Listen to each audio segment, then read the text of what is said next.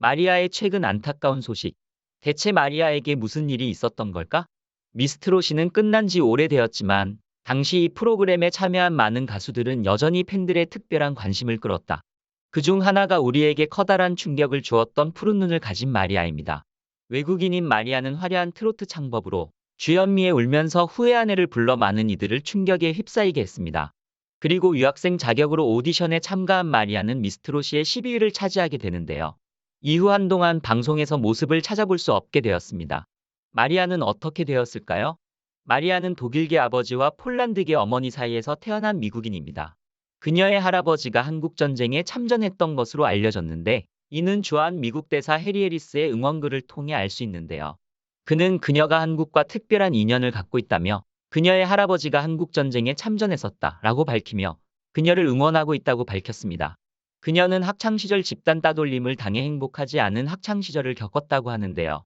그래서 정신적으로 괴로워하며 공황장애까지 앓기도 했는데 이때 K-팝을 접하게 되었고 그 후 한국에서 가수가 되고 싶다는 꿈을 갖게 되었다고 합니다.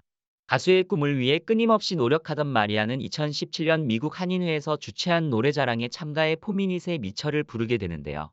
대회에서 당당히 1위를 차지한 마리아는 한국행 비행기표를 상품으로 받아 홀로 한국으로 떠나오게 됩니다. 하지만 어린 나이에 홀로 타지에 나와 살기는 쉬운 일이 아니었는데요. 18살에 불과한 나이에 홀로 실용음악학원을 다니며 길거리에서 공연을 하는 등 가수가 되기 위해 끊임없이 노력했다고 합니다. 꿈을 향한 열망이 정말 대단한 것 같은데요. 버스킹을 통해 조금씩 얼굴을 알려가던 마리아는 2019년 드디어 처음 방송에 출연하게 됩니다.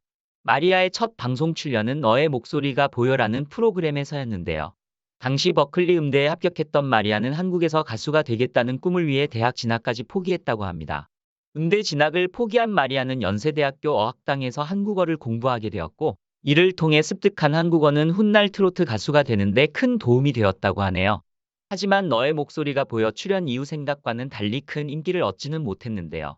엠넷 유학소녀 등 방송에 출연하며 생계를 이어가던 그녀는 우연히 귀향이라는 영화에서 국악의 매력에 빠지게 됩니다. 그렇게 국악에 관심을 갖게 된 그녀는 한국 전통음악을 깊이 연구하게 되는데 이때 주현미 씨의 노래를 처음 접하게 되었다고 하네요. 그렇게 트로트 가수의 꿈을 안고 미스트롯 2에 출전해 주현미의 울면서 후회한 해라는 곡을 불렀던 것이었습니다. 심사위원 장윤정은 단순히 외국인이라서가 아니라 그냥 노래를 잘한다며 마리아를 극찬하기도 했는데요. 당시 외국인이 한국의 트로트를 완벽하게 구사한다는 점이 많은 시청자들을 놀라게 했지만 결승전에 진출하는 것은 실패하고 말았습니다. 실제로 마리아는 노래 실력뿐 아니라 한국의 구수한 정서와 입맛까지도 가지고 있는 모습을 보였는데요. 마리아가 한국 음식을 좋아한다고 합니다. 뿐만 아니라 한국 남자와 결혼을 하고 싶다고 전하며 미스터 트롯의 출연자 황윤성과 이찬원 그리고 배우 차은우를 이상형이라고 밝혔습니다.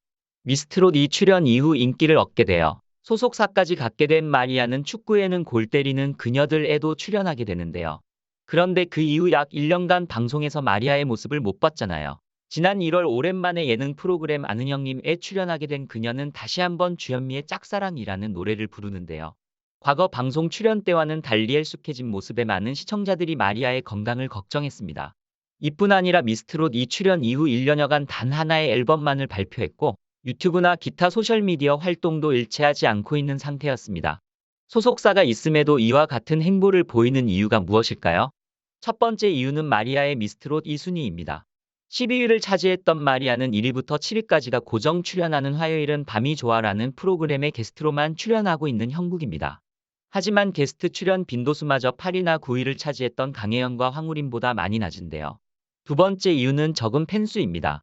뛰어난 노래 실력을 가진 마리아의 팬카페 규모는 1000명이 채 되지 않습니다. 더 많은 팬들을 모으기 위해 무대가 귀한 상황에 정말 안타까운 상황이 아닌가 싶습니다. 마지막 이유는 그녀가 미국과 한국을 왕복하며 생활을 한다는 것입니다. 미국인의 신분이기에 미국과 한국을 오가며 생활을 하고 있는 마리아는 화요일은 밤이 좋아 출연 당시에도 시차로 인해 적응하지 못하는 모습을 보이기도 했습니다. 어린 나이에 홀로 한국으로 넘어와 누구도 해내지 못할 커다란 도전을 해낸 마리아. 그런 경험을 통해 앞으로도 어려움을 이겨내고 훌륭한 가수로 성장할 수 있을 것을 믿어 의심치 않습니다. 머나먼 한국 땅에서 가수가 되겠다는 꿈을 잃지 않고 끊임없이 노력하는 마리아. 앞으로 더욱더 훌륭한 트로트 가수로 성장해 많은 곳에서 볼 수 있기를 진심으로 응원합니다.